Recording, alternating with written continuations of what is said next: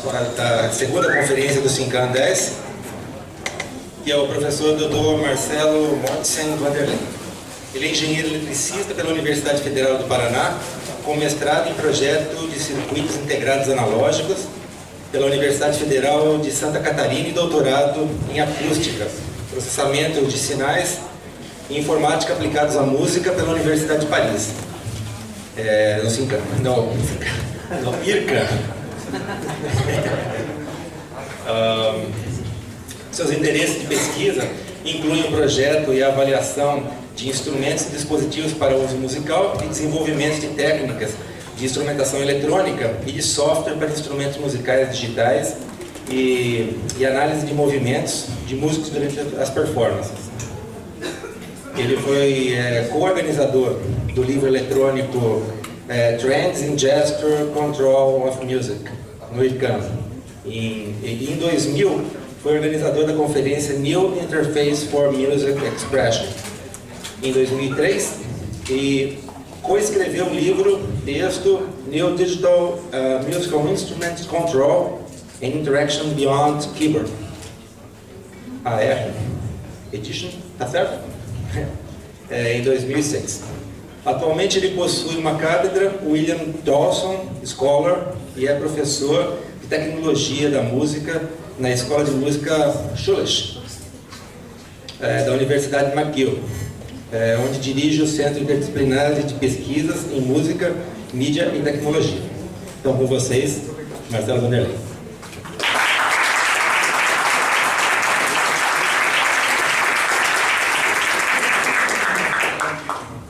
Boa tarde, noite.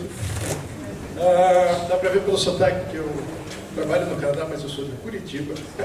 O sotaque não mudou e as referências ainda são dos anos 80. Vou fazer uma piada, mas provavelmente é para um comercial dos anos 80. Peço desculpas adiantado. Bom, primeiro eu gostaria de agradecer ao Tuti, a Beatriz, o Luiz, o Jonatas e o pessoal aqui do Unicamp, do Sincan, pelo convite. É um prazer estar aqui com vocês. A gente trabalha já junto em alguns projetos. Teve vários estudantes que vieram para a McGill e justamente essa é uma das coisas que eu queria deixar como mensagem no fim dessa apresentação. Vocês são bem-vindos na McGill como pós-doutorado sabático ou estágio. Teve uma época que a gente teve 5 estudantes brasileiros ao mesmo momento no laboratório, como o Clayton. E para nós é super legal trazer gente nova, ter mais ideias, etc. etc. Então, o que eu vou falar hoje é um pouco a minha pesquisa lá na McGill. E como o Tuti disse, eu não sou músico, mas eu trabalho faz 20 anos com músicos. E o que eu faço lá é mais engenharia informática, mas aplicável à música. Eu sou professor de música, mas no fundo eu faço engenharia, que é uma coisa um pouco diferente de um departamento tradicional de música. Então isso, o IDMIL ali, essa primeira linha, é o meu laboratório. E um laboratório no Canadá como nos Estados Unidos, sou eu, com meus estudantes. Então, laboratório é um nome meio grande para uma coisa super pequenininha. Mas eu sou associado ao BRAMS, que, como vocês viram, não tem um H, que é o Centro justamente de Pesquisa em Neurociências e Música, que eu acho que vocês talvez conheçam e devem conhecer se não conhecem, que é dirigido pela Isabelle Peretz e pelo Robert Sartori. E hoje eu dirijo o CAREMIT, mas ainda há alguns meses, que é o centro mais de tecnologia e ciência aplicado ao som e à música. Então, eu vou falar um pouco do CAREMIT, que eu conheço melhor, mas se vocês tiverem questões depois sobre o programa, sobre tipos de pesquisa, etc., eu posso tentar responder. Então, bom, desculpe, eu comecei em inglês já. Eu vou falar em português, talvez com algum termo em inglês no meio. Qual é a ideia aqui? É falar um pouco da pesquisa que eu faço com os meus estudantes sobre a questão dos instrumentos musicais digitais. Então, o que é isso? Como vocês sabem, hoje qualquer dispositivo, mesmo fone, portátil, tem um poder de processamento de dados maior do que provavelmente vários computadores dos anos 60 e 70. Então, hoje, o poder de processamento, de tratamento de informação que a gente tem em qualquer dispositivo, que todo mundo tem, é suficiente para fazer um monte de coisa musicalmente. A questão é como é que eu toco esse tipo de tecnologia, como é que eu aprendo a tocar, etc. Não é uma panaceia, porque ele faz uma coisa ou outra que ficou fácil de aprender música. Tem todas as questões que a gente viu ontem e hoje, não é fácil necessariamente, precisa de esforço, precisa de prática, etc, etc. Mas é possível usar essa tecnologia e talvez fazer coisas tão interessantes quanto o que a gente conhece na música clássica, na música contemporânea, etc. Então, nesse laboratório, com vários estudantes, que vocês vão ver durante a apresentação, vão ter exemplos justamente sobre análise de movimentos. Então, esse é um pedaço da pesquisa que eu faço, com o que a gente chama de motion capture, quer dizer, um monte de tecnologias, quer dizer, para a Kinect, dá para fazer um monte de coisa hoje com a Kinect, tem coisa que a Kinect ainda não faz, etc. Para uso, justamente, pode ser usado na pedagogia, mas também na análise do movimento, na compreensão de performance expert, pedidas, etc. E na síntese de movimentos. E vou mostrar a questão dos instrumentos. Então, algumas questões mais técnicas de como se desenvolver esses instrumentos, mas também questões de performance, como é que eu aprendo a tocar e como dá para desenvolver uma técnica instrumental com uma coisa que não tem nada a ver necessariamente com o instrumento que vocês conhecem, acústico. Então, para dar um exemplo, 2 exemplos mesmo, que eu quero dizer nos meus instrumentos, é isso aqui. Um deles é o Rulers, que é mais ou menos isso aqui.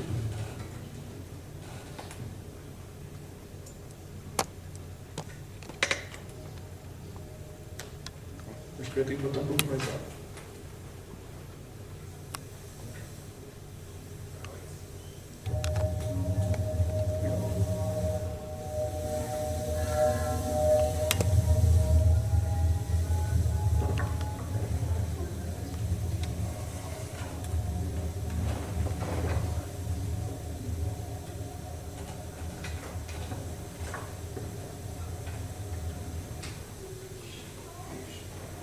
Bom, para que fazer uma calimba gigante, né? Uma calimba mais ou menos de dedo, de braço. E a segundo, esse aqui é mais visível, o que está acontecendo. Vou ver se o som não vai ficar muito alto. Ups. Entendeu?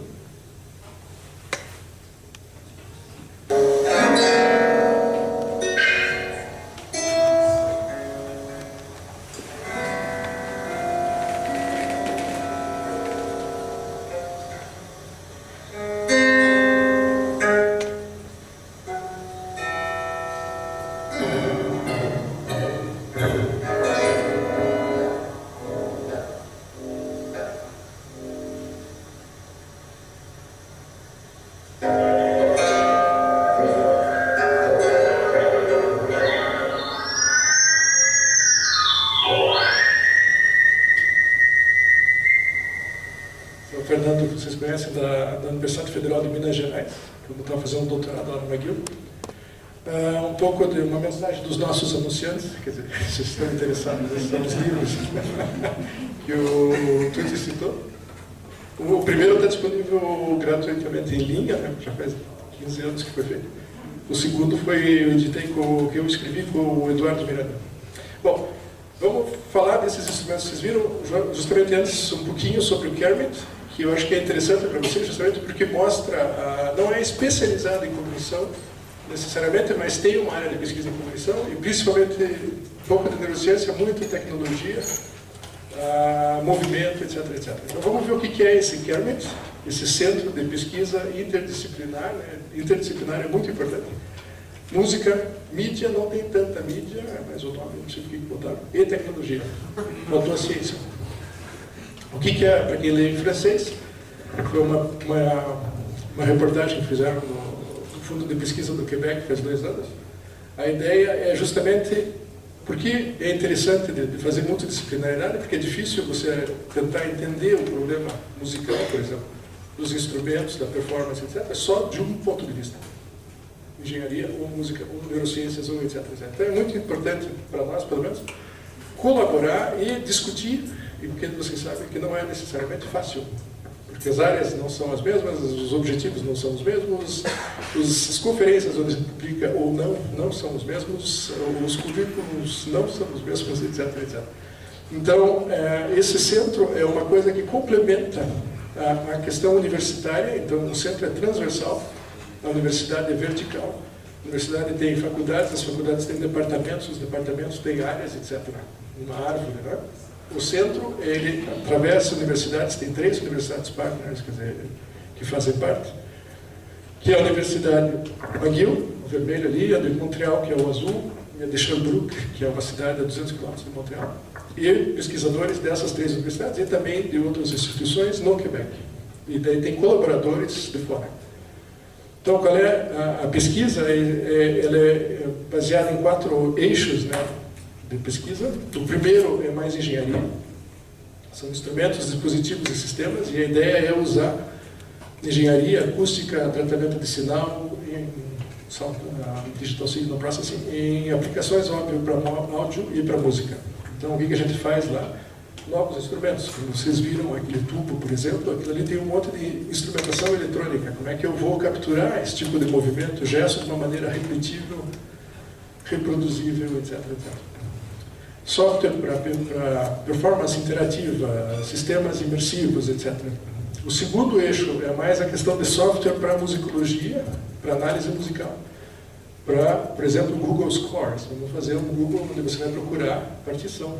Então, tem que ter todo um software de reconhecimento de, por exemplo, a questão de análise de partituras barrocas, etc. Escrita à mão, etc. Reconhecimento de caracteres para música, etc. O terceiro eixo, que é o mais próximo, acho que, da conferência, que é a parte de cognição, percepção e movimento. Então, a gente mudou um pouco essa estrutura para colocar percepção e movimento de um jeito bem gibsoniano, vareliano, como quiser, de Naxão.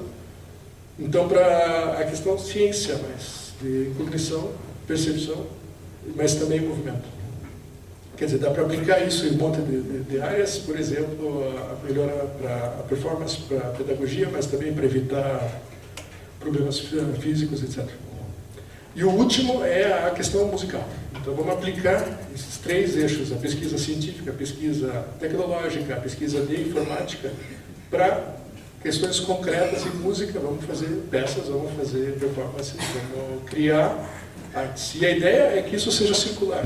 Que essa pesquisa em tecnologia, em ciência e em informática possa criar novas formas de arte, mas que essas novas formas de arte possam gerar problemas interessantes para a tecnologia, para a informática e para a ciência. E isso eu acho essencial. A aplicação musical não é um fim em si mesmo, mas pode ser o começo de uma pesquisa nova, onde tem essa circularidade entre problemas, soluções, novos problemas, soluções, etc. Então, quer dizer, é a questão mais de aplicação. Então, obras acusmáticas, obras mistas, etc.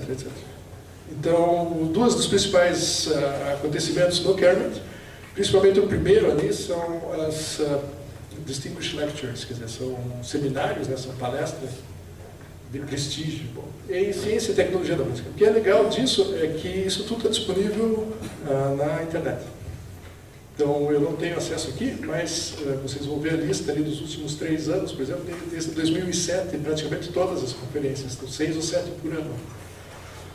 Então, eu vou passar. E o segundo é a série de concertos. Então, a gente faz concertos 6 ou 7, 8 por ano, com obras de tecnologia, ciência, todas aplicadas à música e artes, mídia, etc. Então, por exemplo, uma lista aqui desses últimos 3 anos, quem que apresentou, por exemplo, o Dennis Molly, o Eric Clark, o Bentley Turkian, etc. Vai até 2007 os vídeos que a gente tem, que o primeiro vídeo que a gente tem é o David Hero, justamente, a conferência que ele deu lá em 2007. Então, isso está disponível em linha e eu acho que é genial para nós e para toda a comunidade, é quase uma enciclopédia, com pessoas como, por exemplo, não sei se vocês conhecem o Gabriel Weinreich, quando ele deu a apresentação aqui, que é um grande físico, né, que trabalha com instrumentos musicais, violino, simulação, etc., e tem 86, 87 anos hoje. Quando ele deu a apresentação ano passado, ele deu uma apresentação sentado, etc., ele mora numa casa de aposentados, então é uma oportunidade única de ver o Gabriel mostrar 40, 50 anos de pesquisa dele numa apresentação. Então isso está disponível, o endereço, se vocês quiserem, é kermit.org. Infraestrutura, por que isso é interessante? Não é só a possibilidade das pessoas colaborarem, mas tem os laboratórios de pesquisa. Esses laboratórios, não é meu laboratório, não é o laboratório do diretor antigo, do próximo diretor, são laboratórios comuns, que são acessíveis a todos os membros e também aos estudantes. Então, qualquer um pode fazer a reservação desse laboratório para curto tempo, médio tempo, quer dizer, vai alguns meses ou algumas horas, e equipamento. Então, tem laboratórios para escuta musical crítica, por exemplo, aqui, uma sala estilo ITU, né, a International Telecommunications Unit. Tem sala quase anecoica, aqui. Tem sala de captura de movimentos, etc, etc. Também tem acesso a uma sala multimídia black box, que é enorme. Dá para fazer um monte de concerto. Um dia nós vamos fazer alguma coisa junto. E claro que pode ser usado externo, etc. Também tem uma lista de equipamento, e tem um monte de equipamento. Diga o tipo de microfone, tem, não tem problema. E isso é disponível, de novo. É só dizer, pô, quero serviço técnico, vai lá e coloca à disposição.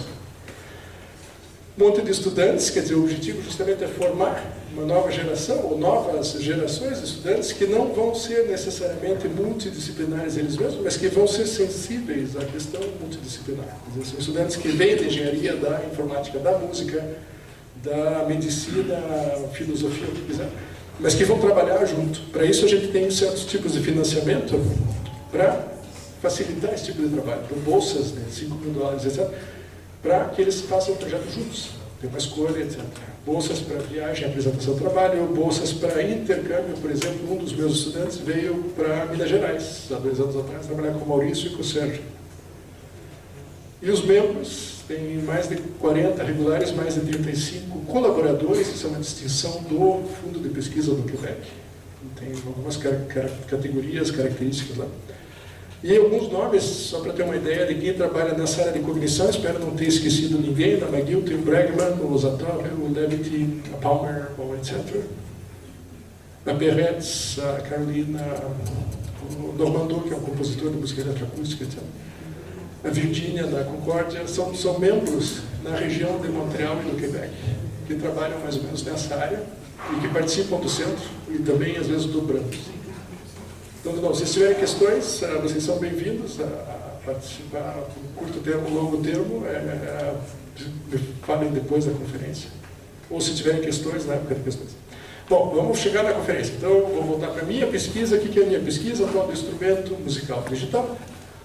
Dá para se tentar fazer um diagrama simples, onde tem alguém que vai tocar esse instrumento, um músico, algum tipo de movimento, gesto, ele vai ter algum tipo de feedback, ele vai poder sentir o peso, a temperatura, a vibração, talvez, do instrumento. Tem alguma coisa que pode ser física ou virtual que ele vai tocar, por exemplo, o tubo. Por exemplo, se você pegar um instrumento acústico, uma clarineta, por exemplo, as chaves da clarineta e do tubo são essas duas coisas juntas. É o lugar onde você interage, quer dizer, você vai tocar, você vai apertar, você vai mexer, ele vai fazer o que quiser, mas também é responsável pela produção sonora. Com o computador, isso não acontece mais. A produção sonora é feita baseada em algoritmos informáticos, num dispositivo que pode estar junto com esse dispositivo com o qual eu interajo, pode estar em outro país. Não existe mais uma relação necessariamente física de dependência, o tubo maior dá uma nota mais grave. E aí tem uma questão do mapping, quer dizer, não existe mais relação óbvia entre o som que vai sair, se é que sai som, pode ser um crane, quer dizer, uma operação à distância, uma operação médica à distância. Qual é a relação entre esse tipo de sensor ou de interface, dispositivo com o qual eu vou interagir e o tipo de som que vai sair? Então eu vou ficar principalmente na parte do dispositivo. Então, tem várias pessoas que trabalham na questão de síntese sonora, etc., que são colegas de outros, mas o que me interessa são esses gestos. O dispositivo em si, na parte de design eletrônico, eu vou mostrar vários projetos que usaram ou análise do gesto, ou a síntese de gesto para avatares virtuais, ou instrumentos. Por exemplo, a questão do gesto, o que é o gesto? Bom, tem tanta gente que trabalha com essa ideia, até hoje eu não sei o que é, o que não é um gesto. Eu trabalho eu estou envolvido no ISO, né, no International Standards Organization, num dos projetos do ISO que é definir gesto em interfaces ápticas, quer dizer, interface com retorno de força ou vibração. Está difícil de decidir o que a gente acha que é um gesto e o que não é. O Fernando sabe o que eu estou falando. Mas, por exemplo, tem o Claude Cardoso, por exemplo, quem se interessa, o Claude tem uma definição do que ele acha que é um gesto instrumental, etc. Tem o gesto expressivo, auxiliar, o que quiser, que não é necessariamente do ponto de vista de criação sonora. Tem várias outras classificações, mas, por exemplo, o que é interessante do gesto, eu vou mostrar aqui, é um clarinetista, dá para mais ou menos ver. Ele é o mesmo clarinetista que toca 2 vezes a mesma peça, e nós vamos analisar o que ele está fazendo com o centro de massa. Aquela curva ali é a posição vertical, acho que vertical do centro de massa. O lateral, contempla todos.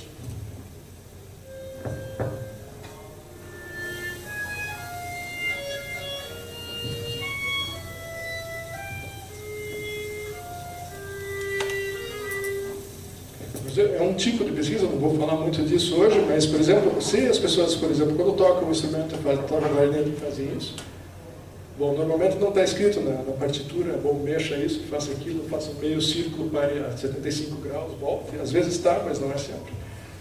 Mas esse tipo de movimento, será que todas as pessoas vão fazer isso ou não? Ou a mesma pessoa, quando toca 10 vezes a mesma peça, vai fazer isso ou não? Ou se ela tocar 1 ano depois, ela vai fazer o mesmo movimento ou não? E para isso a gente usa esse tipo de ferramenta de motion capture, onde você pode capturar o corpo todo, mas também o instrumento, também o ambiente, etc, etc. Então, por exemplo, uma das aplicações é análise do instrumento. Você pega uma pessoa que é um expert, tá, na Orquestra Sinfônica de Montreal, tocando violino, e vamos analisar exatamente o que acontece quando ele toca o violino. A força que ele aplica na corda, o ângulo do arco, a posição do arco no espaço, a posição do violino, etc. Vamos usar isso também para controlar o som. Então, por exemplo, o que o Clayton estava fazendo é usar o sistema de motion capture para controlar uma espacialização de som numa instalação solar. Vamos usar para criar personagens virtuais, por exemplo, etc, etc. Mas as questões, por exemplo, a gente pode tentar responder, está longe de responder. O que acontece, qual é a diferença entre 2 experts que tocam? Por exemplo, qual é a finesse do movimento, por exemplo? São esses gestos que a gente faz que não são necessariamente para criar o som, eles são reproduzíveis ou não. Se a pessoa tocar várias vezes, vai fazer os mesmos gestos ou não. Então, um exemplo é o violino, por exemplo. Foi uma pesquisa que a gente fez em 2006, 2007 e 2008. Vamos tentar analisar, o Erwin Schonderwald, que fez a tese dele no KTH na Suécia, e passou 1 ano usando o sistema para tentar capturar exatamente esse tipo de movimento expert do violino. Eu vou mostrar o vídeo. Então, como é que eu posso capturar o violino, mas também o arco, e a interação dos dois? Então, vamos pegar, as nossas referências vai ser os graus de liberdade do arco, os graus de liberdade do violino. Nós vamos colocar markers, né, os sensores, ou esses são markers passivos, então não são sensores, no arco. Por exemplo, aquela anteninha ali é para você ver se o arco está virando, está fazendo roll dele mesmo, porque é um objeto, uma linha. Vamos colocar sensores ou markers no violino, para poder ter esse corpo sólido que mexe no espaço. Mas também vamos colocar sensores, nesse caso, no arco.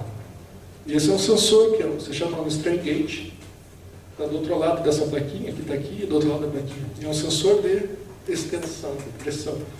Mas nesse nível, é muito usado em engenharia para medir um monte de coisa. Mas ele é interessante porque ele não tem quase massa, menos de 1 grama, é super, super, super fininho, é super difícil de soldar, porque se tomar cuidado, você queima o sensor.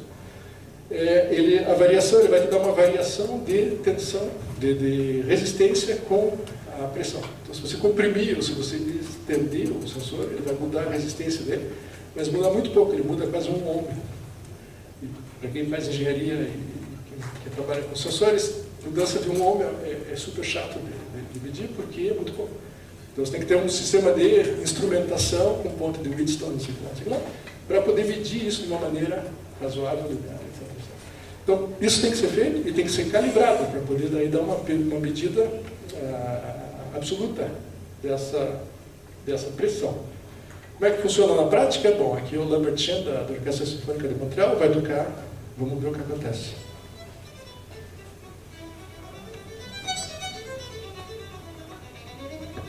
Alô, volume. Volume.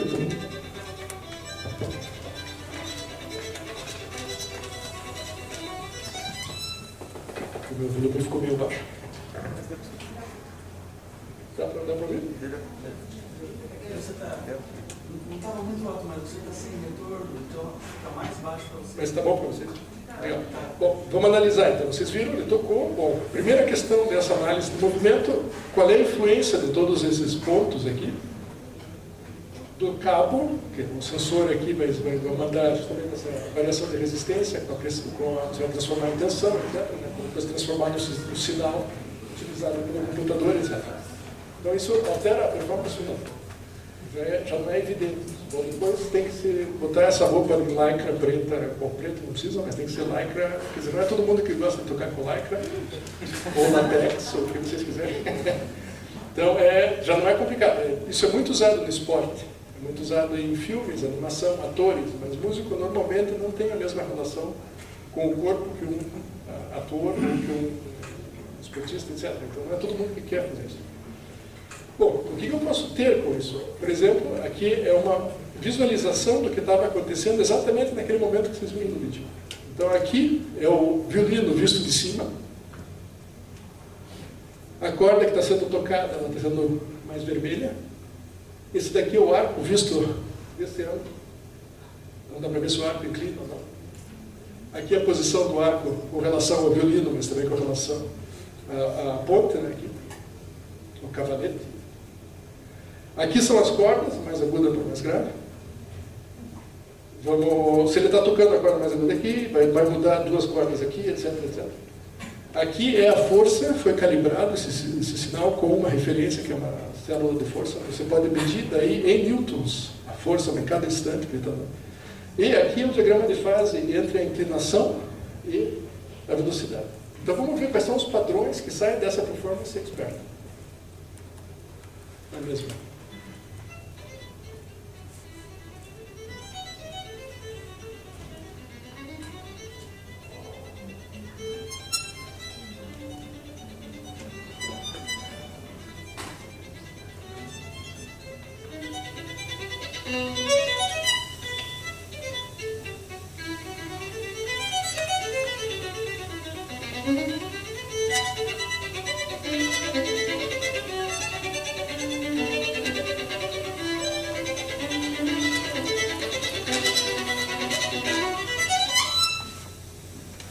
Então, por exemplo, dá para ver esses padrões circulares, como dá para ver esses padrões em 8, etc. Quer dizer, isso é super interessante, depois de comparar dois experts entre eles, comparar com alguém que está começando a tocar, etc, etc. Pode ser usado em pedagogia.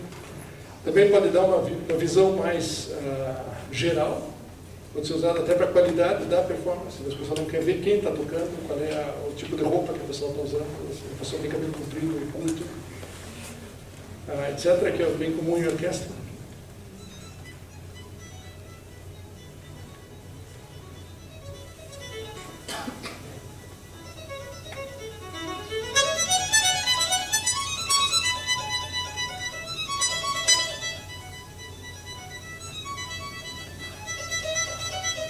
Bom, etc. A mesma coisa para essa peça. Não sei porque o som está diferente, mas vamos continuar.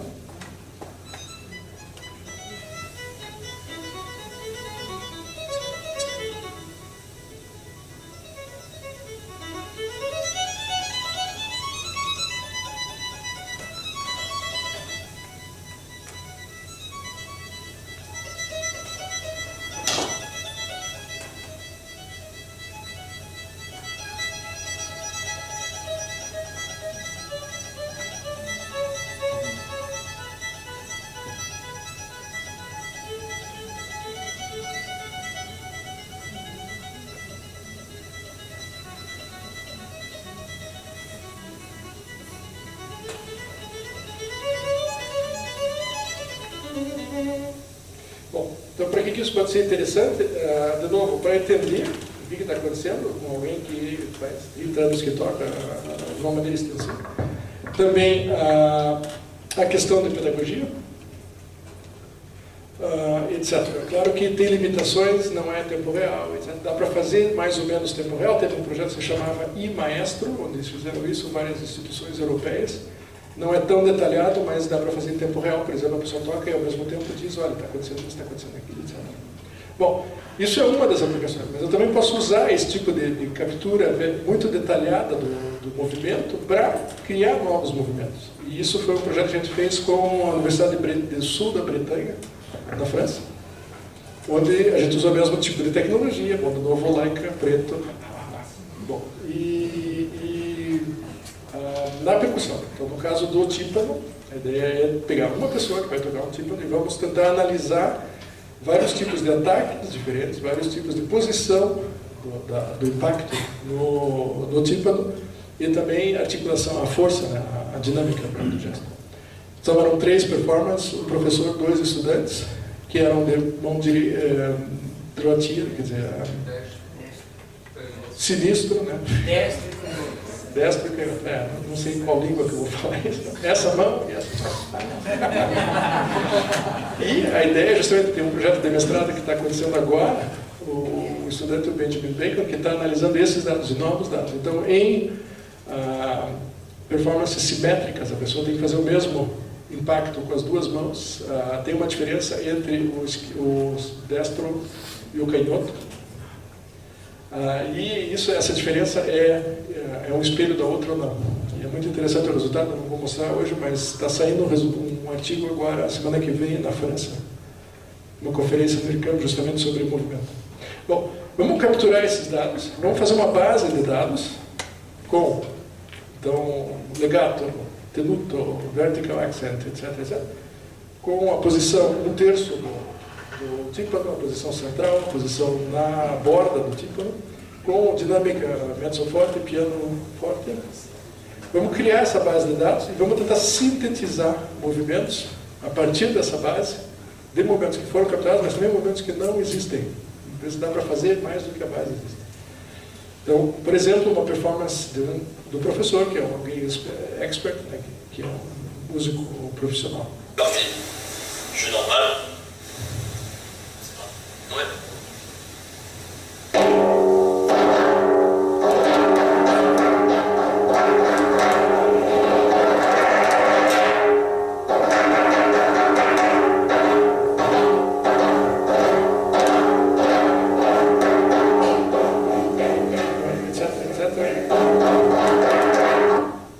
Não dá para fazer, nós fazemos uma improvisação, normalmente a gente capturou estudos bem básicos, bom, etc.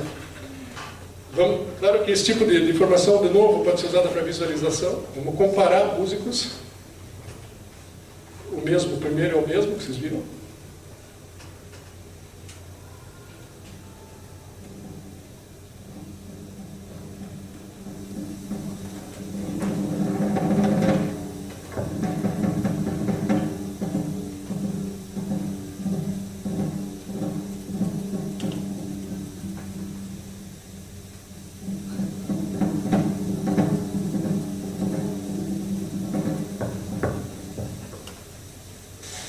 Um outro.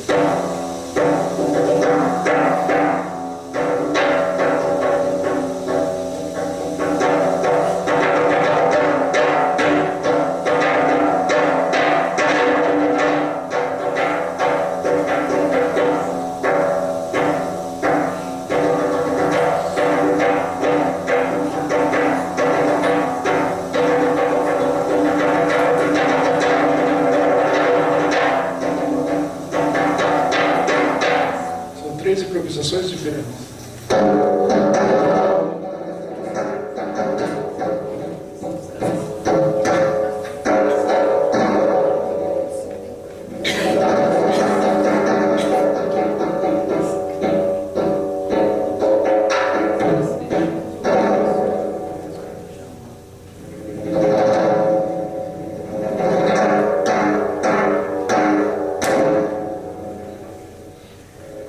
Já entreguei o primeiro, né? Eu já falei que é o professor.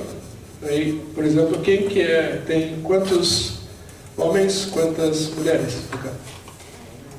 Dá para saber que tem um homem, vocês estão vendo a fotografia, né? 2 homens e uma mulher, estava escrito. 2 homens e uma mulher. Tá, mas quem que é quem? Ah, Ahá. Dá para dizer? Vocês conhecem a pesquisa sobre kinesiologia, né? Por exemplo, uma das coisas interessantes é o reconhecimento de movimento.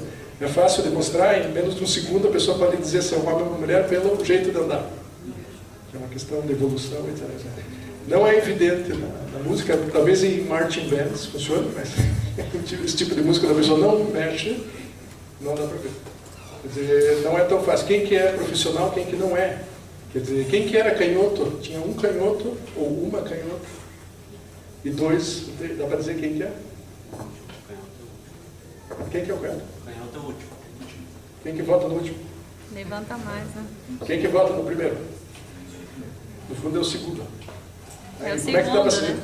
Porque ele começa com a mão esquerda. Aham. E isso é uma coisa que a gente viu nessa nova pesquisa que eu citei agora. Justamente, o canhoto tem uma improvisação, tem tendência a começar com a mão esquerda, o destro com a mão direita, etc. Bom, dá para analisar, daí, claro, como a Sofia Dahl fez na tese dela em 2000 e no Catriacho também, no KTH.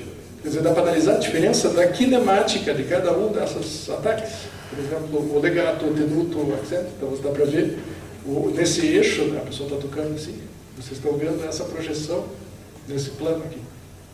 Dá para analisar e tentar extrair parâmetros, por exemplo, de cada um. Quem toca percussão, sabe, tem dois tipos básicos de maneira de segurar a bagueta, que é a francesa e a alemã. Então dá para você simular as posições no espaço, etc., tentar achar os pontos de máximo e mínimo, conseguir criar regras, por exemplo, para síntese. Esse projeto que a gente fez, a gente começou então com a captura do movimento, que está aqui, daí criou essa base de dados com tenuto, um terço mezzo forte, vertical accent, acento vertical, na borda com o piano, etc, etc. Bom, separou um gesto especial de cada um, quer dizer, qual é o problema já? Eu estou limitando toda a variabilidade do gesto para um gesto estereotípico de cada um deles da minha base. Mas o que é interessante é que a síntese desse movimento, eu vou usar um sistema híbrido entre inversão kinemática e inversão dinâmica.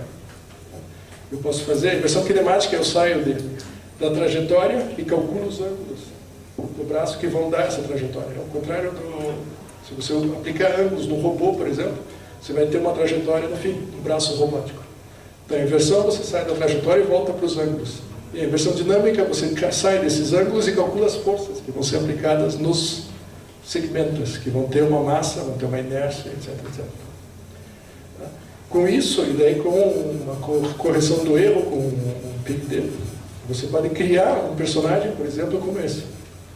Você vai ter um personagem virtual, onde você vai animar esse personagem a partir da trajetória da ponta da baguete, da balete, da stick, sei lá como é que fala. Baqueta, obrigado. Vai ser a ponta da bagueta em cada uma das mãos, que vai ser usada como alvo, né, como objetivo, e a gente vai calcular toda a força que vai ser aplicada em cada um dos braços. Obrigado. Por que ele é careca, não me perguntem. Isso veio da colaboração. E dá para ver que ele tem mãos enormes, porque era um avatar que foi criado para linguagem de sinais. Então, é importante que os dedos sejam bem visíveis. Bom, então, tem toda uma descrição, se vocês quiserem saber, do algoritmo usado. Então, essa base de dados é feita com gestos típicos para o tipo de ataque, tipo de posição e a força de impacto. Para cada uma dessas, dá para criar uma partitura com uma performance que não existe, que não foi capturada. E aí, para como é que vai funcionar, nós vamos procurar na base de dados o tipo de gesto correspondente a cada uma das notas. E vamos calcular daí as forças que são aplicadas para gerar essa nota. Então, o que dá isso na solução? Esse daqui é um exercício onde a gente simula o que foi capturado.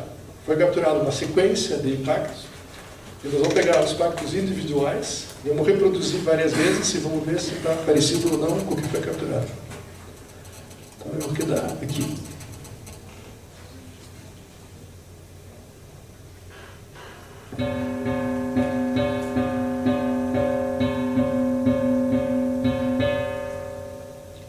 Mais ou menos. O som é gerado também virtualmente, porque a gente usa no ODE, Open Dynamics Engine, que é um algoritmo para você calcular impactos entre dois objetos virtuais. Então dá para calcular a força do impacto, dá para calcular a posição do impacto. A gente manda isso para um software, por exemplo, o Modalis, que é um software do campo que faz síntese por modelo físico, sonora, e esse som é gerado em tempo real, a animação e o som. Mas o que é interessante é criar movimentos que não foram capturados. Então, por exemplo, a gente capturou esses gestos com certo ataque, com certa posição, com uma certa dinâmica, mas nós não calculamos velocidade. Então, a gente nunca pediu para tocar lento ou tocar rápido. Tá? E aí vamos fazer uma simulação onde a gente pede para tocar bem rápido. Só que nunca foi capturado o gesto. O que vai dar?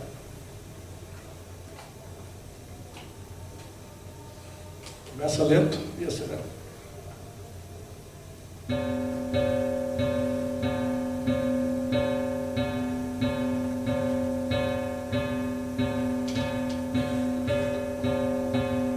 Presto.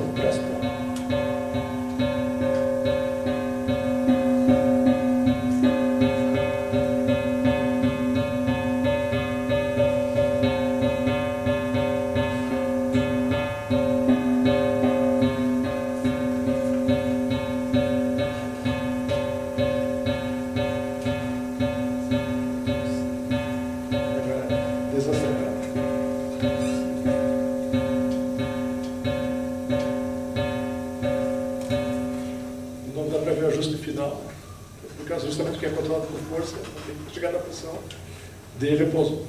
O que aconteceu ali? Ele tocou, praticamente, que dá para ver uma certa variação no ritmo, dá para ver que tem um problema, mas para quem é percussionista, você nunca faria isso. Você vai tocar um certo exercício lentamente ou de uma maneira rápida, você vai trocar totalmente a estratégia, como andar e correr. Isso foi mostrado no caso clássico da kinesiologia. Quando você corre, você não anda rápido. Chega um momento que você tem que trocar de velocidade. Eu pode testar saindo daqui, tenta acelerar cada vez mais a cadência do andar. Chega um momento que você não consegue mais. Você tem que começar a trocar de estratégia. E essa estratégia tem um estresse se você vai de um lado para o outro. E também é uma estratégia que muda as fases de relação entre os ângulos, etc. A gente mostrou isso para o violino, teve gente que mostrou para tudo que existe para cavalo correndo e cavalo trotando, etc. Nesse caso aqui, não existe na base de dados a estratégia rápida. Então, o algoritmo vai tentar comprimir o máximo possível o gesto da estratégia lenta. Então, fisicamente é plausível. Não está errado fisicamente, mas não tem nenhum sentido para o performance. Mas dá para criar situações talvez aberrantes, justamente, onde o resultado não tem uma relação física, sabe? Acho que a bateria, não?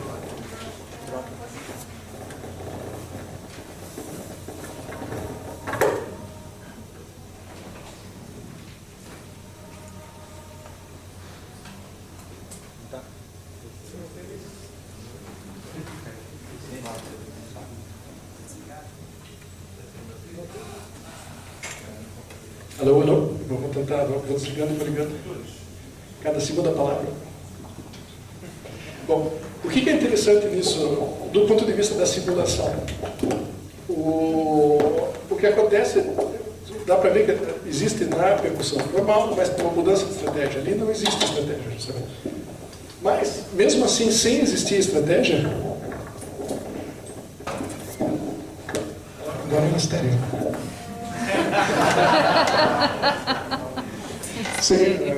Sem existir a estratégia, dá para ver que existe uma diminuição da amplitude do movimento.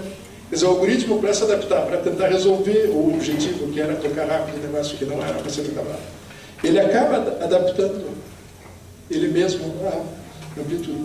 O que é mais interessante é que eu falei, a gente sempre capturou, né, esse legato, um terço, não sei o que lá, são 6 impactos por mão. Bom, escolheu um. Então, esses transparentes aqui, os triângulos transparentes, é a mão esquerda tocando no centro, mais ou menos. Aqui é um terço, aqui é na borda.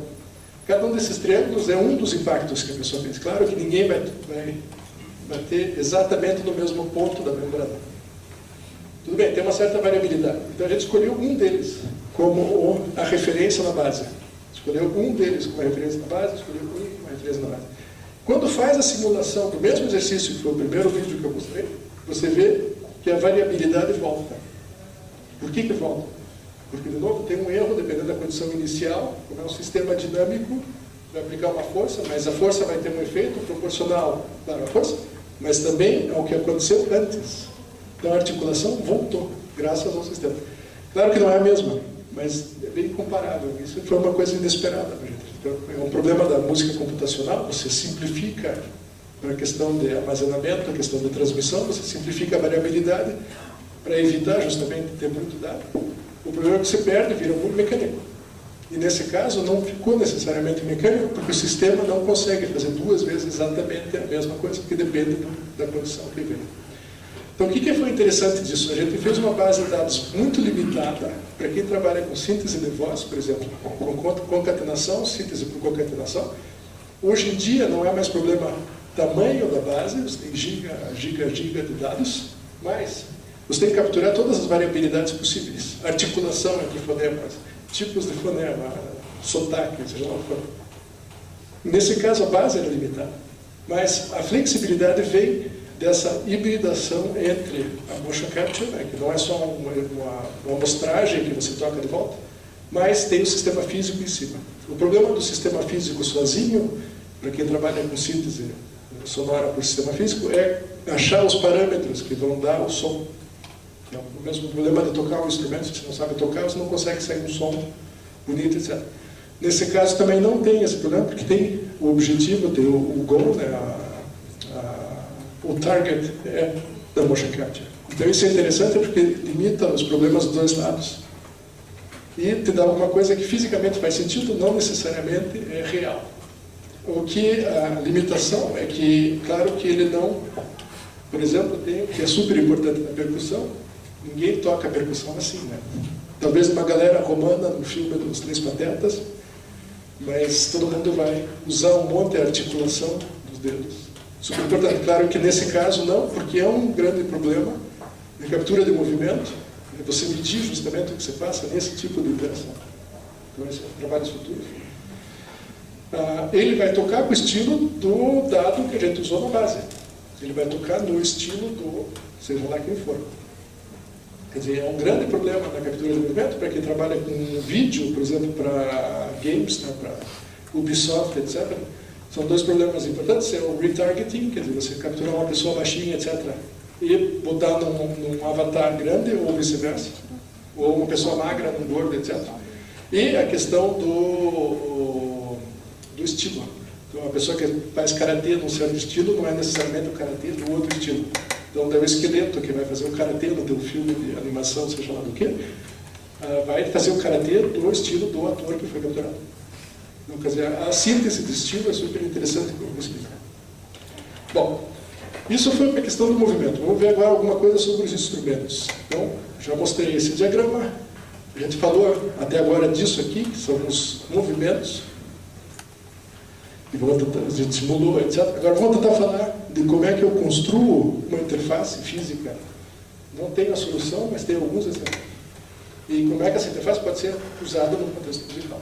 Então, por exemplo, essas interfaces podem ser um instrumento acústico onde a gente põe mais sensores. Então, por exemplo, uma pessoa toca trompete. O trompete tem uma certa range, tem uma certa tessitura, etc. etc. A gente pode colocar sensores no trompete. Principalmente porque o trompete é interessante porque uma das válvulas não faz muita coisa. Tem vários fingerings que dão o mesmo som, etc. etc. Tem uma mão que você normalmente não usa. Então dá para usar um monte desse tipo de pendrive, dessa largura de banda extra que é mais reduzido no piano, por exemplo. Normalmente você não tem muito espaço para fazer, porque você está tocando com 2 mãos. Tá? Então pode ser um instrumento real, com sensores ou atuadores, pode ser um instrumento eletrônico, que não tem mais som, mas que tenta ao máximo reproduzir um instrumento acústico. Para que eu faria isso? Né? Para que fazer um instrumento? Tipo, é quase a ideia do piano eletrônico. Para que um piano eletrônico se eu tenho um piano real? Às vezes não posso carregar um piano, às vezes, como ontem, por exemplo, na apresentação, não dá para ter um piano no auditório. Bom.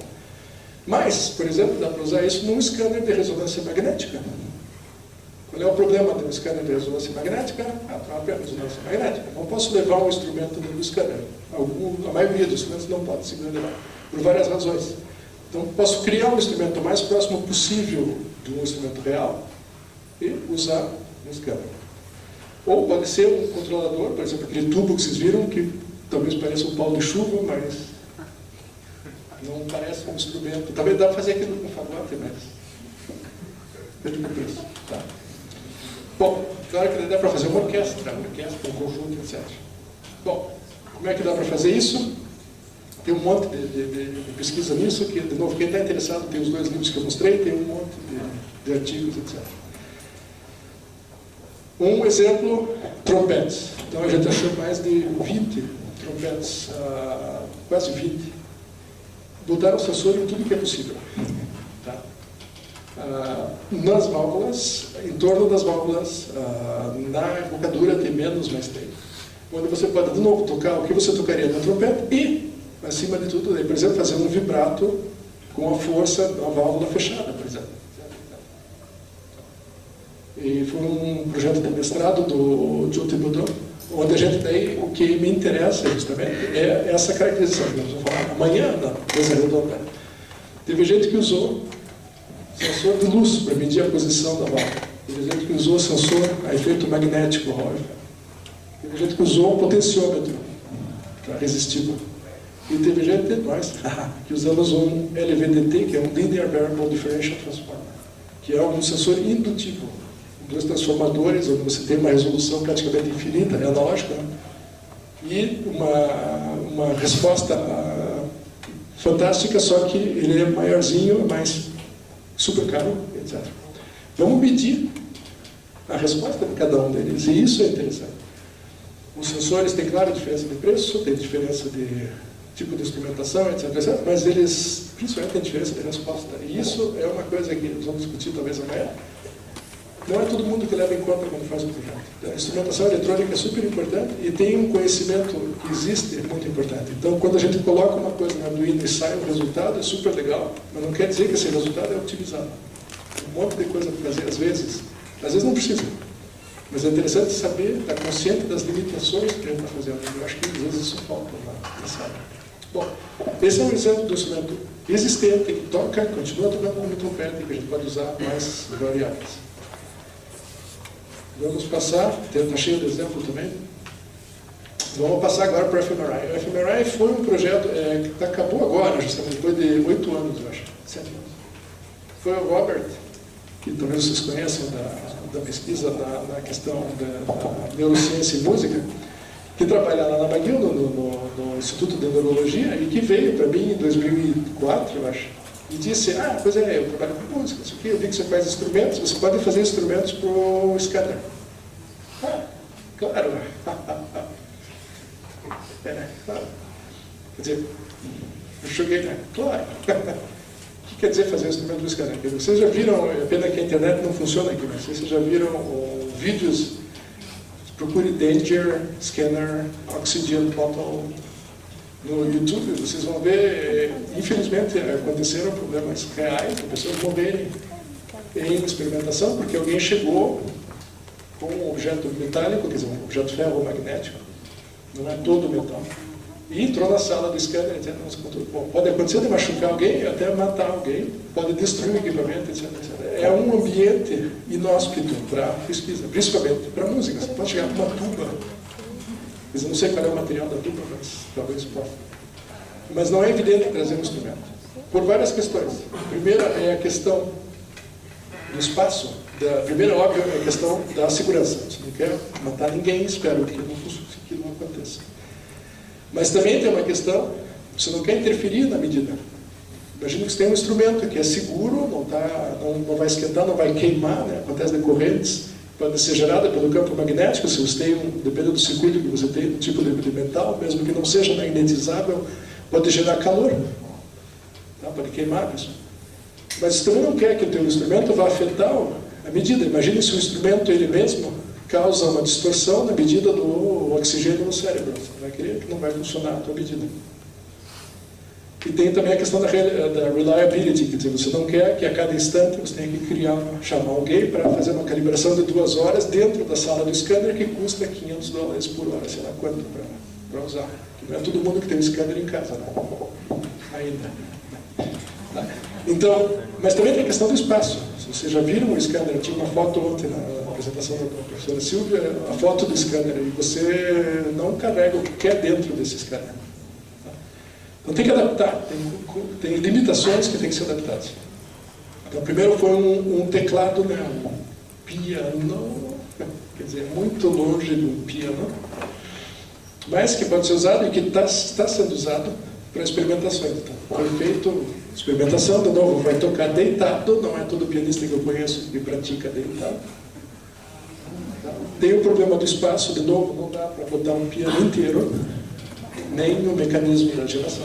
Então, como é que funciona? Vai ter que ter o mais possível do piano elétrico, ou sintetizador, seja lá o que for, com peso na corda. E vamos ter que usar um sistema para medir. O que eu quero é medir a posição dessa corda em cada instante, dessa corda, dessa tecla. Tá? Então, tem várias maneiras de se medir isso, tem um monte de técnicas para fazer. Bom, a gente tentou, foi direto para optoeletrônica. Quer dizer, usa fibra ótica e tudo é medido com base na luz. Não vamos usar nenhuma eletrônica, nenhuma peso resistivo, etc., que seria fácil de usar, para evitar um problema. Porque o outro problema da história do scanner é que você pode fazer um dispositivo que é compatível com um scanner de 1.5 Tesla, mas que não é mais compatível com um scanner de 3 Tesla, ou com um scanner de 5 Tesla, ou com qualquer scanner que está vindo aí de 7, sei lá o que é. Então a questão da compatibilidade é de um certo instrumento para um tipo de scanner, que não é necessariamente transferível para todos eles. Então para isso a gente pode direto para a luz. Normalmente a luz pode ser polarizada, dualidade onda-partícula, mas é menos grave que metal ou eletrônica. E o principal desenvolvimento foi o cello. Cello. Tá? Quer dizer, de novo, não dá para botar um cello com o tamanho do cello, nem o arco também não entra, o tamanho de um arco normal.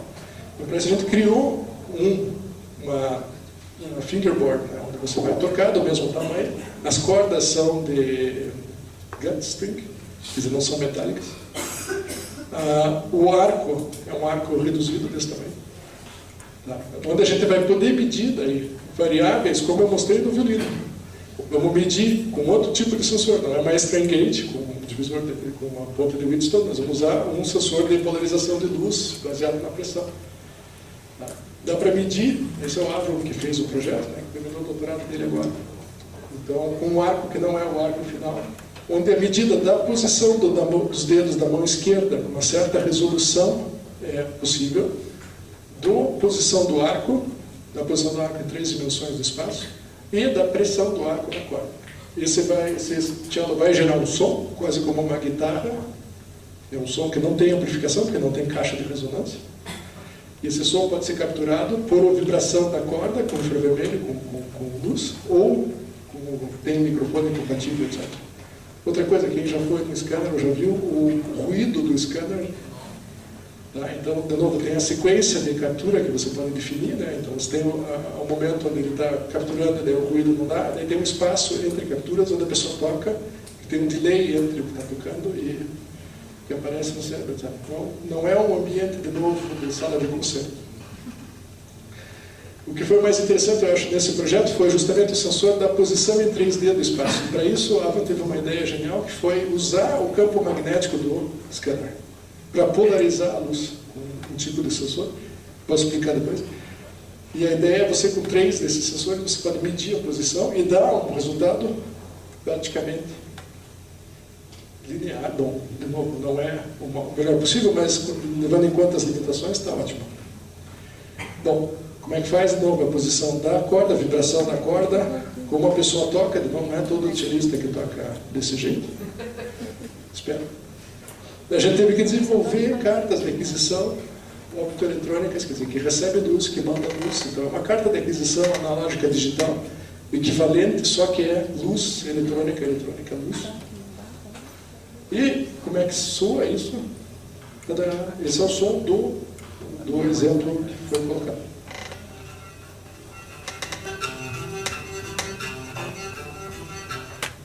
Bom, não é um Stradivarius, mas também não, o pessoal está tocando deitado, né? Então tem que entender que está bem bom, porque de novo, dá para medir a posição, tem um monte de variável.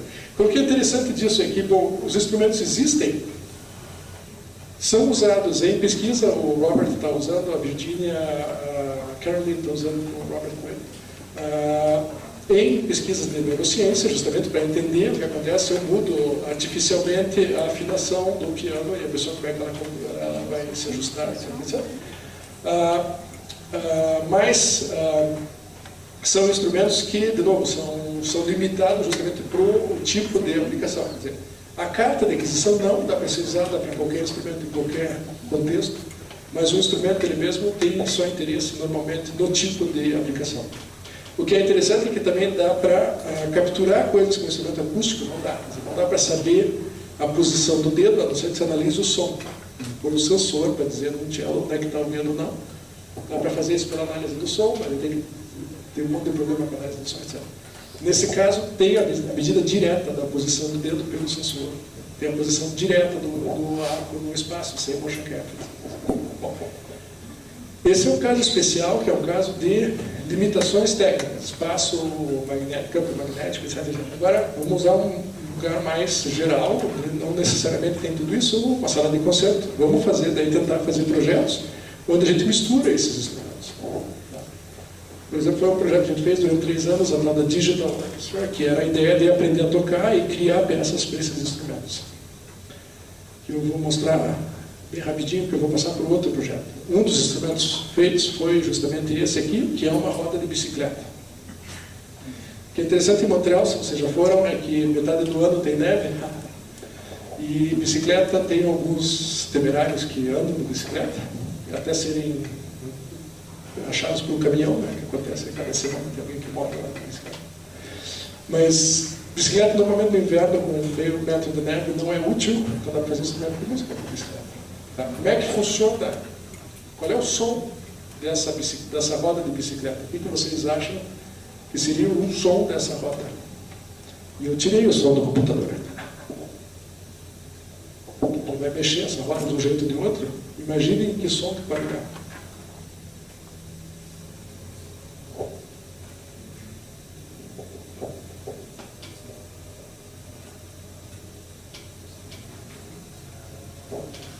A resposta é, não tem som. Você dá qualquer tipo de som ou nenhum tipo de som. De novo, é aquela ideia do som não ser mais ligado ao movimento físico. Nesse caso, eu vou botar o som de volta e vou retocar. E é uma escolha completamente arbitrária.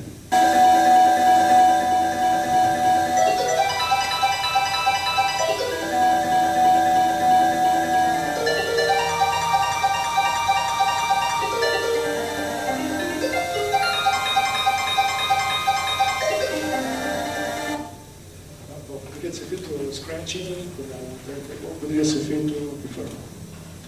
Bom, vamos passar para o último projeto. Eu posso voltar se vocês quiserem mais detalhes sobre o Digital Orchestra. Eu queria terminar com esse projeto onde envolve dança. E esse foi também um projeto de 3 anos com uma coreógrafa, Isabelle Van Grimde, e com um compositor, o Sean Ferguson. E a ideia era, vamos criar instrumentos, mas não é mais um instrumento, por exemplo, aquele tubo que vocês viram, quando ele está parado ali, eu chego, pego o tubo e vou interagir com o tubo, não quero mais, põe de volta. É um instrumento prostético, é um instrumento que eu posso fazer a mesma coisa que eu faria com o instrumento, tocar e largar, ou eu posso ajustar no corpo da pessoa. Então, vamos criar uma coluna vertebral que se ajusta ao músico. Vamos criar um visor, que o músico pode tirar ou colocar. Vamos criar ribs, que é costelas, né, que você pode usar e tocar. E isso vai responder a certo gesto. Então, você vai medir a posição da mão, você vai medir a velocidade, a direção do gesto, você vai medir talvez a pressão, vai medir a torção da coluna vertebral, etc. Tá? Então, esses são resultados das performances, e a ideia é que no fim de 3 anos tiveram performances, né? Concertos no Canadá, em Montreal tiveram 5, e tiveram 3 na Europa. Então, quer dizer, não é só o problema da engenharia, de vamos criar um dispositivo que faz o que eu quero, mas tem um problema estético, vamos criar um dispositivo bonito, transparente. Tudo bem. Vamos criar transparente e leve. Tudo bem, já não é fácil. Vamos criar transparente, leve e robusto. Não. Entendeu? Quer dizer, como engenheiro, você tem que escolher um triângulo, né? Não dá para fazer barato, rápido e bom. Você pode escolher 2 de 3. Pode fazer bom e rápido. Pode fazer bom e barato, mas leva tempo. Pode fazer bom e rápido, mas vai ser caro. E pode fazer... esqueci a terceira. Mas vai ter um problema, vai levar... E é um problema grave, quer dizer, quando você pede cada vez maior o instrumento, mais leve, que seja robusto, que não se mexa, que não quebre, mas que seja transparente e que responda. Tá bom? Tá. Bom, deu certo, mas não foi fácil.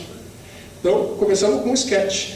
Teve um projeto de eletrônica, de instrumentação, justamente de captura desse movimento, da inclinação, da posição no espaço, da posição da mão, do tipo de toque, da velocidade, da direção. Mas teve um projeto de design, realmente, da forma, do material. A gente usou um monte de técnicas de prototipagem rápida, com impressora 3D, com cortadora laser, etc., que hoje está cada vez mais comum em Fab Labs. A gente está criando uma na McGill agora, na música, né? Tem 5 ou 6 mil atrasados. Então começou com o sketch, e vamos tentar daí descobrir qual material, etc., etc. A coluna vertebral, esse é um dos parâmetros, não foi a final. A gente começou com uma espuma, onde tinha os sensores já funcionavam, mas a espuma tinha um certo comportamento. Passou para essa aqui com esses quase tubos cortados, e terminou num outro formato que eu vou mostrar depois. E a ideia era ter a dançarina com esses instrumentos que são colocados nela. Então o instrumento vai ter um comportamento que obviamente vai depender do movimento da bailarina, mas o movimento da bailarina vai depender do instrumento. A bailarina não vai mais dançar necessariamente do mesmo jeito que ela dançaria sem esse instrumento. Então não é o objetivo de fazer um data suit, quer dizer, fazer não sei como é que se fala isso, uma roupa com sensores, onde o sensor vai medir exatamente o movimento da bailarina, ou fazer motion capture, onde a bailarina vai ser capturada com os pontos ou sem. Bom, a ideia é fazer uma coisa intermediária. O instrumento tem um comportamento mecânico que vai influenciar a bailarina, que vai necessariamente influenciar o instrumento. Então, levou 3 anos, e começou com a espuma lá em cima, passou para a segunda geração, terminou na geração real. Se a gente tivesse feito uma 4ª geração, teria sido uma cobra, eu acho. Foi uma questão evolutiva das propriedades mecânicas, acho que teria sido um organismo vivo. A evolução do sensor, por exemplo, a gente usou sensor capacitivo para medir a posição do dedo, da mão, ou de qualquer objeto com uma certa característica. Você tem que ter um capacitor, você tem que ter um eletrodo, tem que ter 2, né? Com um dielétrico, etc. Então o eletrodo, claro que a gente vai usar metal, mas tinha que ser transparente. Então vamos achar um tipo de material que tenha propriedades metálicas, né, de condução para o eletrodo, mas que seja transparente, etc. Resultado final, esse é o visor, as costelas, a coluna. E de novo, o que é interessante da coluna é que o comportamento da coluna não é o comportamento necessariamente da coluna da dançarina. Quer dizer, espero que não seja. Senão teríamos um problema grave. Mas a ideia é essa. Então, a gente usou 2 sensores inerciais, quer dizer, o Inertial Measurement Unit, no fundo são combinações de 3 sensores, acelerômetros, giroscópios e magnetômetros, em 3 eixos cada. E você pode daí simular esse comportamento, porque você conhece a parte física, a questão física da mecânica do instrumento. Tivemos que fazer uns 40, no fim, porque tinha que ter toda uma parte de prática, enquanto a gente está terminando a eletrônica, eles tinham que estar praticando, que é uma grande questão para quem faz um projeto. Quer dizer, eu acho que vocês têm o mesmo problema do compositor. O quarteto está esperando a peça vai ser feita em 1 hora, o compositor chega com a partitura, né? Isso quando chega cedo, né? Na hora do concerto, eu acabei de compor. Isso é um problema grave. Se você quer que a pessoa aprenda a tocar e interiorize e desenvolva uma metodologia, um modelo de alguma coisa que não existe, quer dizer, como é que se toca uma espinha vertebral, uma coluna vertebral? Então, isso tem que permitir ao performer de justamente praticar, e ainda mais uma dançarina que não é necessariamente música. Tá? E essa é uma fotografia do concerto. Tinham 2 músicas, 2 músicos, né? Uma violonista, uma cellista e 2 dançarinas. A ideia era fazer uma ilustração de um quarteto onde as dançarinas iam ou criar sons a partir dos movimentos ou transformar os sons dos instrumentos acústicos a partir do movimento. Esse é um vídeo sobre o trabalho, não é sobre o concerto, é sobre o desenvolvimento, bem curtinho, mas dá uma ideia dos processos aqui no minuto.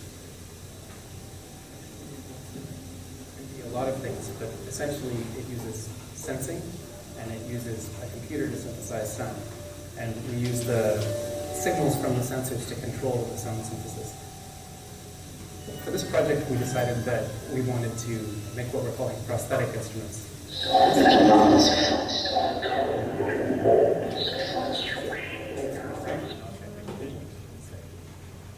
Aí dá para ver, por exemplo, eles estão tocando, não dá para ouvir o que está acontecendo, mas cada posição ali vai dar. Esse é o fim do concerto, justamente. This sort of idea of when is the instrument an object and when is it part of the play.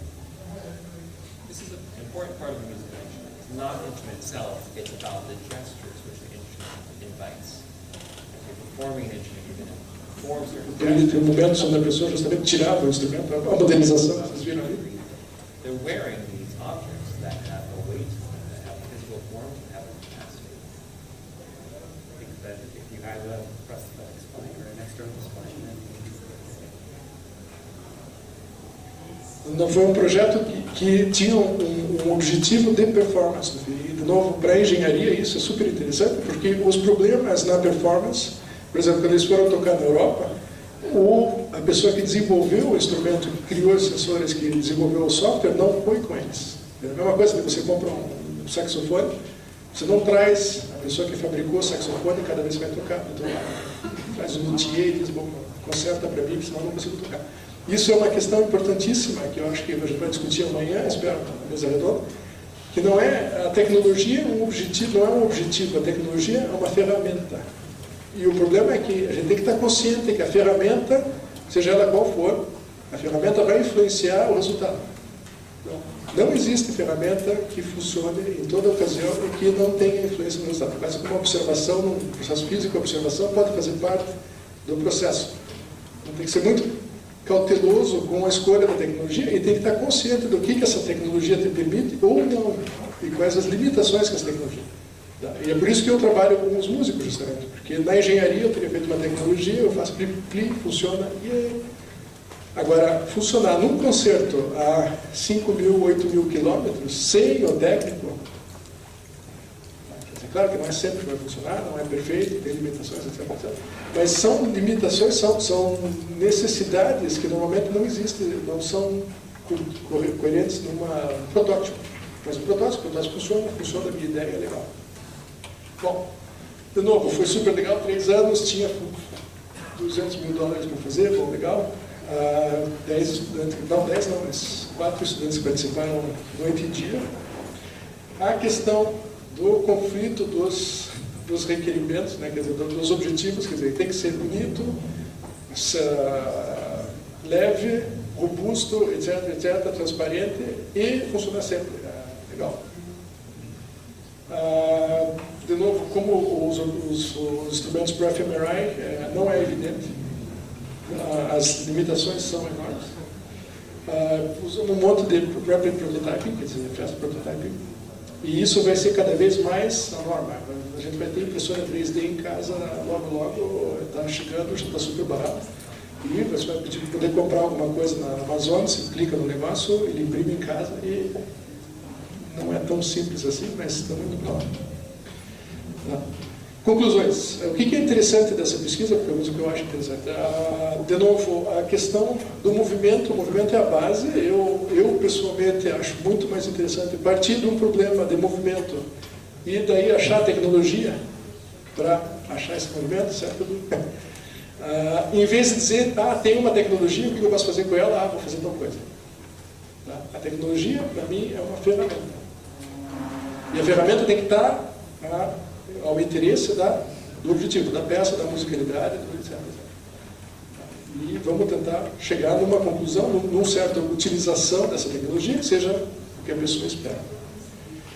Bom, a questão do desenvolvimento, tem um monte de coisa a mais que eu posso falar outra hora com vocês, software para facilitar o mapping, para facilitar isso, para facilitar aquilo, variações, análise da variação do tipo de sensor na aplicação, do jeito que a pessoa usa tipos de sensores, etc.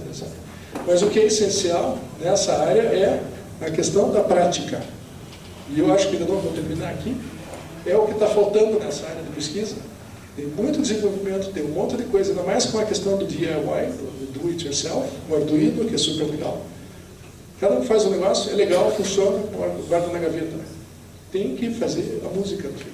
Tem que pegar o instrumento e tem que aprender a tocar. E aí dá para ver que não é tão fácil. Porque tem a limitação da eletrônica, da instrumento que vai aprendizado, mas o problema que a gente conhece da música, do aprendizado da música, etc.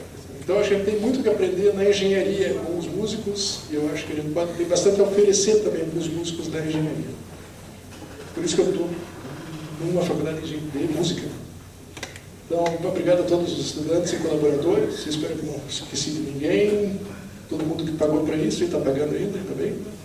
E se vocês tiverem questões, temos muito